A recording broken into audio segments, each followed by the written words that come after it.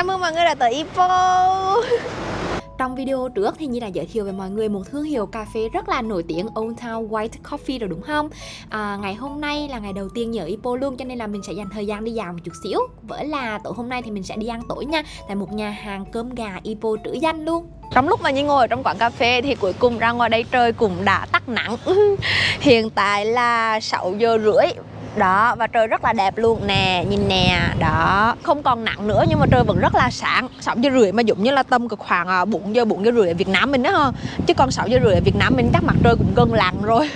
Đây là cái quán cà phê mà nãy mình ngồi. Mọi người thấy không? Old Town White Coffee.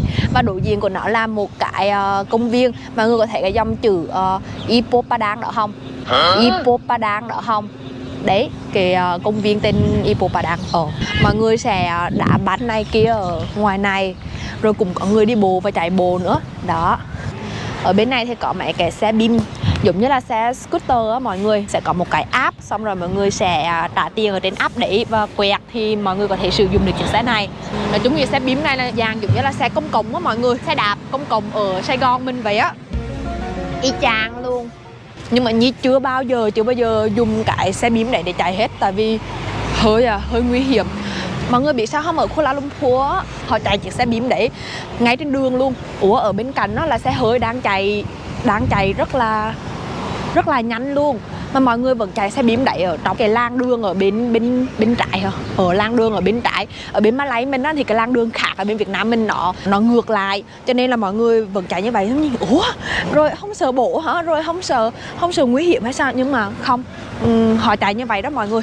Mà nghe bảo thì rất là dễ đi, nhưng mà thôi, dù có dễ đi hay là khó đi thì vô cái bàn chân của Ý Nhi thì đều khó đi cả, đều dễ té, cho nên là chưa thử bao giờ.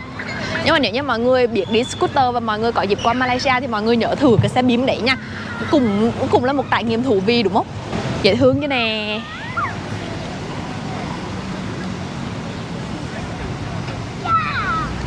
Đây, bây giờ mình đi thẳng lên một chút xíu, xong rồi mình rẽ phải là tới con đường tình nhân Concave Island. Thì Nhi sẽ kể cho mọi người nghe vì sao nó lại có tên con đường tình nhân, rồi có gì mơ ám hay không, Nhi sẽ kể cho mọi người nghe sau đó. Ui, mọi người nhìn bồ câu nè. Wow. Ủa, mình đi tới mà kiểu như không sợ luôn á mọi người. Tụi nó không sợ luôn, tụi nó vẫn đi lại một cách rất là bình thường.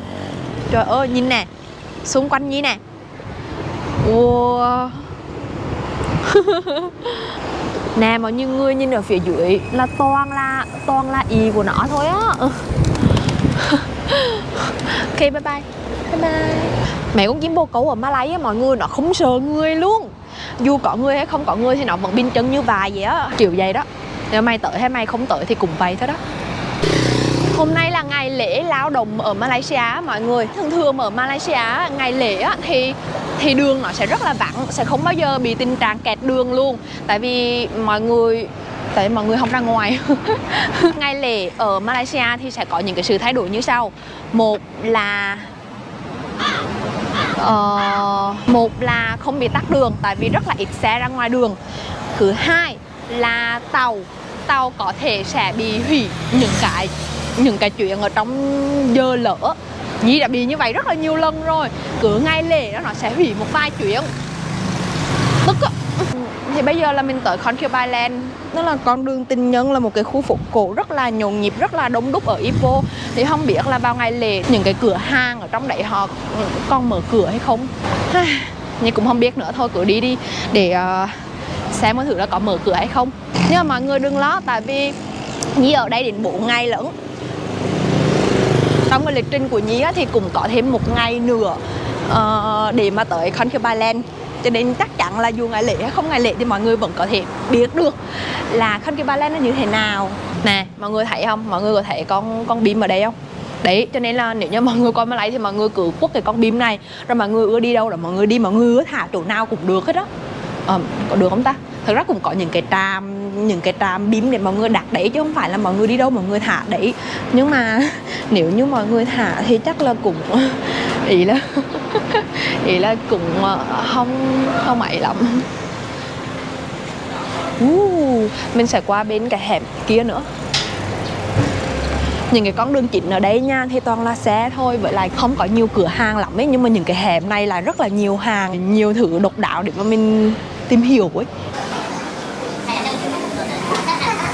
Ý tính ra vẫn còn mở cửa mà đâu có đóng đâu.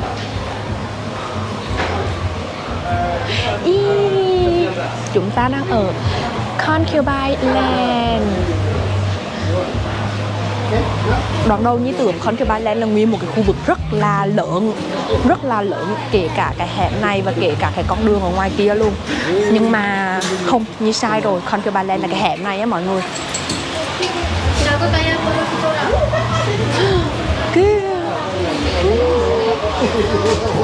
Wow.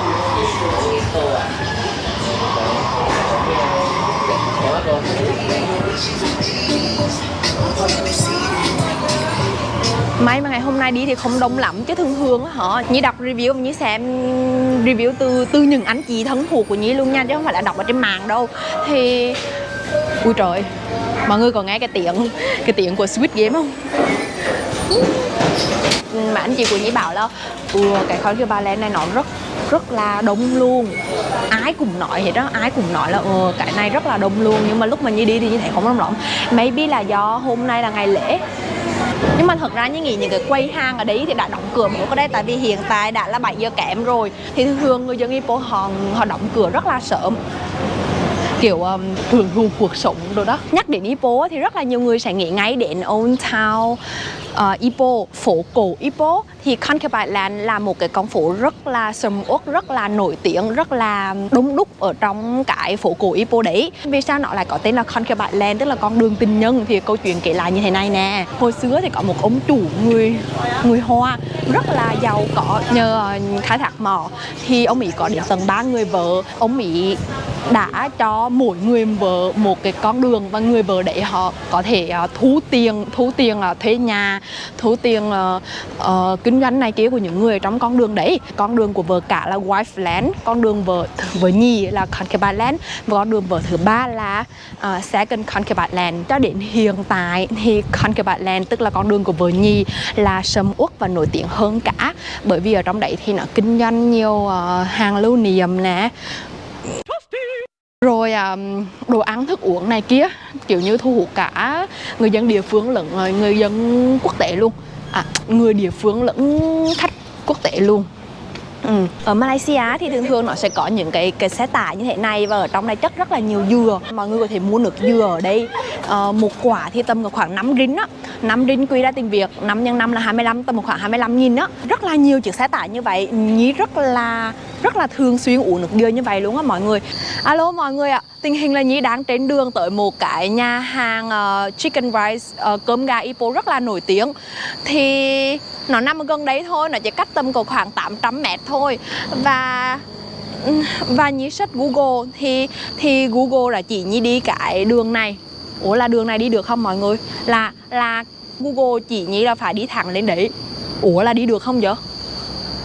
Đường lớn thì ở ngoài này, nhưng mà Google là chỉ đi đường này. Là đi được đúng không mọi người ơi? Ok, đi. Phải đi thì mới biết. Trời ơi, nhìn đường đi thấy ghê lắm luôn á. Nè, nhìn nào. Rồi là sao? Rồi là Google chỉ đường dữ chưa? Ủa không phải đây là đường công viên hả ta? Rồi Google cũng chỉ đường rừng, đường núi. Ủa? Là đây.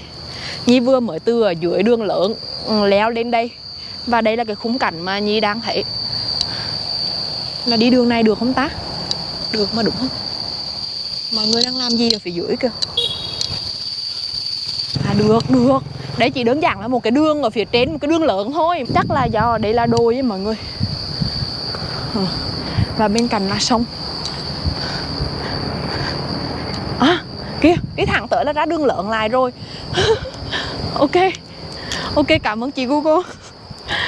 Bây giờ thì Nhi đang trên đường tới một cái nhà hàng để mà ăn tối. Nhà hàng này tên là Hainan Chicken Rice. Ipoh Chicken Rice là cơm gà Ipoh. Đây là một cái nhà hàng mà Nhi nghe review từ người thân của Nhi, từ bạn của Nhi. Review một nhà hàng khá là ok và đặc biệt nó có điều hòa. Tại vì ở Ipoh rất là nóng, Nhi nóng lắm, Nhi kiểu rồi cái thời tiết rất là nóng luôn á, cho nên cảm thấy khá là khó chịu. Rồi cả nhà cùng Nhi ăn một cái món ăn rất là đặc sản ở Ipoh tại một cái nhà hàng cũng rất là trữ danh ở Ipoh, Hana Chicken Rice. Ok, hẹn gặp lại mọi người trong một giây nữa.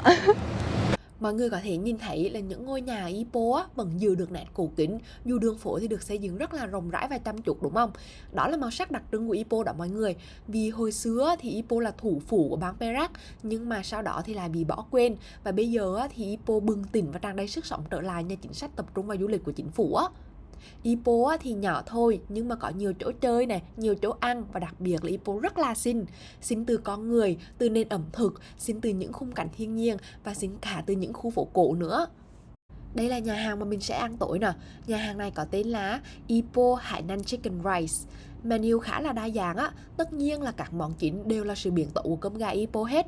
Giống như là mình có thể gọi gà luộc, gà nướng, vân vân và mây mấy. Nhưng mà toàn liên quan đến gà nha. Các món khác thì đều là món Trung hết. Nhi đã order một cơm chiên, một roasted chicken tức là gà nướng. Nhi gọi phần một người mà rất là nhiều luôn. Một đậu hũ sốt dầu hào và một ly nước chanh. Họ có kèm thêm một chén canh nữa nè mọi người. Hi, chào cả nhà. Thì bây giờ đã tới cái quán ăn rồi đây.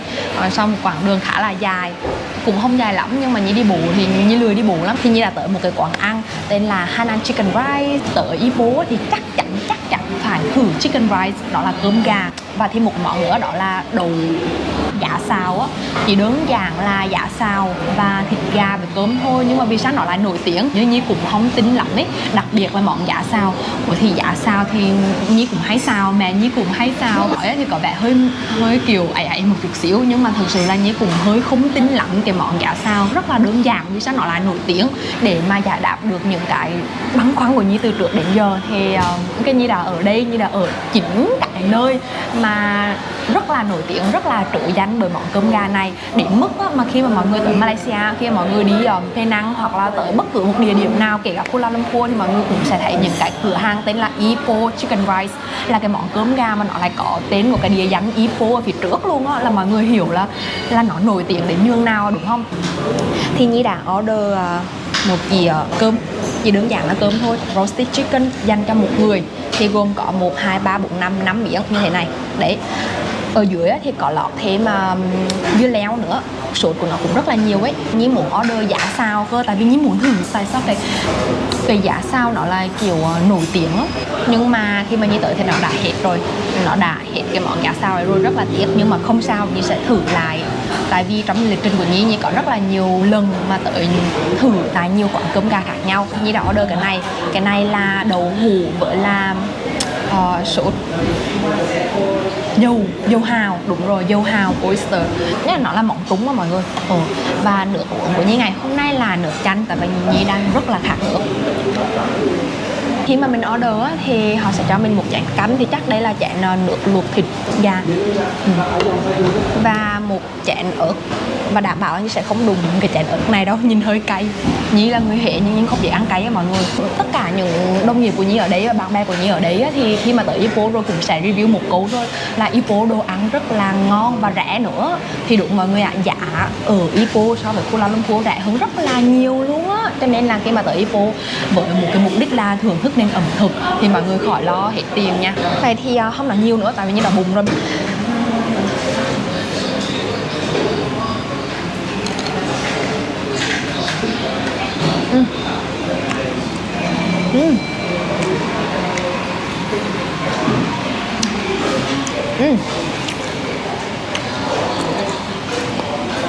Cơm á thì không phải là cơm trắng hoàn toàn đó mọi người ạ. Cơm nhưng mà cái nước luộc thịt gà dùng để nấu cơm luôn, tại vì rất là đậm mùi nước luộc thịt gà.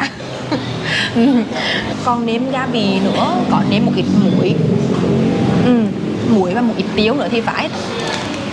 Ăn cơm không là thấy rất là đậm rồi, rất là đậm đà rồi. Nhưng mà có một cái là cái chén canh á, chén canh là chén nước luộc thịt gà á, mọi người. Thì như cũng nêm gia vị sẵn rồi nhưng mà hơi mặn đối với Nhi. Đối với Nhi thì Nhi là thích mấy cái kiểu nước luộc thịt thì nó phải hanh và đặc biệt là không hôi. Chắc chắn là cái nước luộc thịt này không hôi rồi, không có bất cứ một cái mùi hôi nào luôn, rất là dễ ăn, nhưng mà nó lại bị khá là mặn so với Nhi. Thế là mình sẽ thử thịt gà, một miếng thịt gà bự.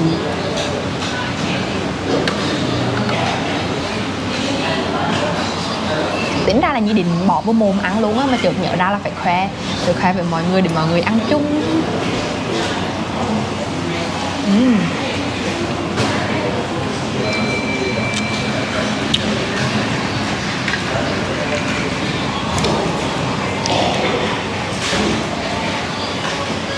Nói một cách thật lòng á, thịt gà rất là mềm và ngọt, kiểu như không có bị sớ mọi người, rất là mềm và ngọt. Nhưng mà có một cái mà Nhi không thích, đó là nó hơi nguội. Không phải là Nhi hám nói chuyện với mọi người mà Nhi quên ăn trước đâu rồi để mà nó nguội đâu, không. Bưng ra thì Nhi lại thấy hơi nguội một chút xíu rồi. Nhi nghĩ là nếu như nó nóng á thì nó sẽ ngon hơn rất là nhiều, là thứ nhất. Cái thứ hai nữa là cái nước sốt, hình như ở đấy họ nếm nếm gia vị hơi mặn so với cái khẩu vị của Nhi thì phải. Nhi ăn thì cảm thấy hơi mặn một chút xíu. Nếu như mà tiết chế cái vị mặn hơn một chút xíu thì Nhi nghĩ sẽ hợp với cái khẩu vị của Nhi hơn. Nước tương và nó khá là mặn đối với Nhi. Thật ra nói ngon hay là dở, mặn hay là ngọt hay là vừa miệng hay gì đó thì nó tùy thuộc vào cái khẩu vị của mỗi người ăn hết, cho nên là Nhi sẽ không nói nó ngon hay là nó dở hay là nó như thế nào đấy. Nhưng mà đối với khẩu vị của Nhi so với cái mong muốn của Nhi á, thì Nhi lại thấy nó chưa bằng.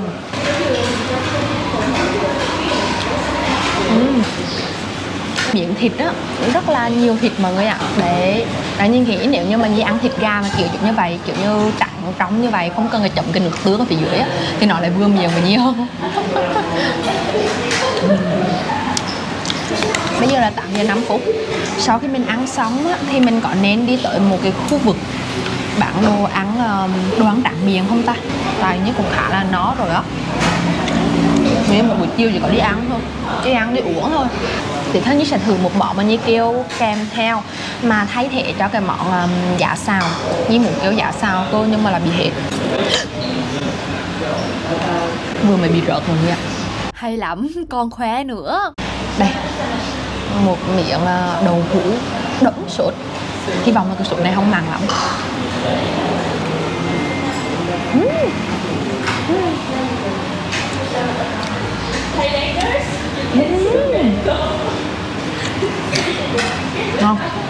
Ngon hơn thịt gà luôn. Sốt nhẹ nhàng vừa đủ, rất nhẹ nhàng, không gì mặn nha. Thơm nữa, rất là thơm mùi tỏi, thơm mùi rau. Và cảm giác giống như là sốt dầu hào ở trong mấy cái cửa hàng người Trung mà mình hay ăn chung với rau cải á. Thường có cái món Trung mà kiểu rau cải họ luộc ở dưới, họ bỏ cái sốt dầu hào ở phía trên.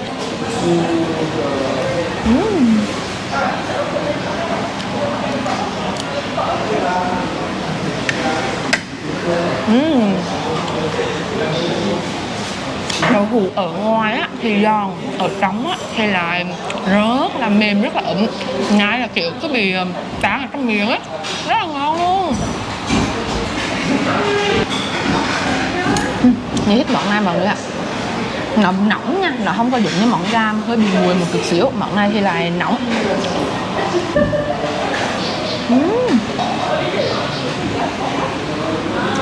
Đậu hũ ở trong rất là ngon luôn.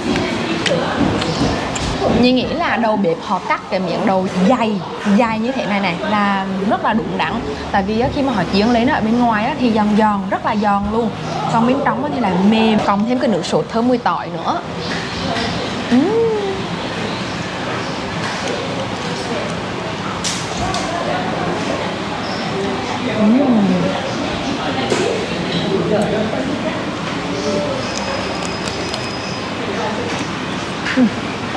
Ngon. Sau khi mà mình ăn xong ở đây rồi á, chúng ta sẽ cùng nhau đi đến một cái khu bán đồ tráng miệng. Mà cái khu đấy ở nhà rất là ít khách du lịch biết luôn, chỉ có những người khách địa phương biết thôi, và một vài người khách du lịch giống như Nhi nhưng mà kiểu nằm vùng rồi đó. Là một cái khu vực gồm có rất nhiều những cái quầy hàng bán đồ đồ tráng miệng thì mình thử tới đó xem có thử là những cái món đồ tráng miệng ở Malay của mình, ở Ipoh của mình thì có gì. Sau khi mà ăn xong rồi thì mình về nhà ngủ, sẽ cố gắng về nhà ngủ lúc 10 giờ, tắm rửa ngủ nghỉ để ngày mai mình sẽ đi sớm. Ngày mai thì mình sẽ có một cái lịch trình khá là dày đặc với những địa điểm cực kỳ thú vị, cho nên là mọi người nhớ bấm đăng ký kênh để mà theo dõi những cái video mình sẽ đăng trong thời gian tới nha. Cảm ơn mọi người đã xem video đến tận bây giờ, nhớ bấm đăng ký kênh nhé. Nếu như mọi người chưa xem video khám phá Ipoh Malaysia phần 1 Old Town White Coffee thì mọi người nhớ bấm vào đây nhé.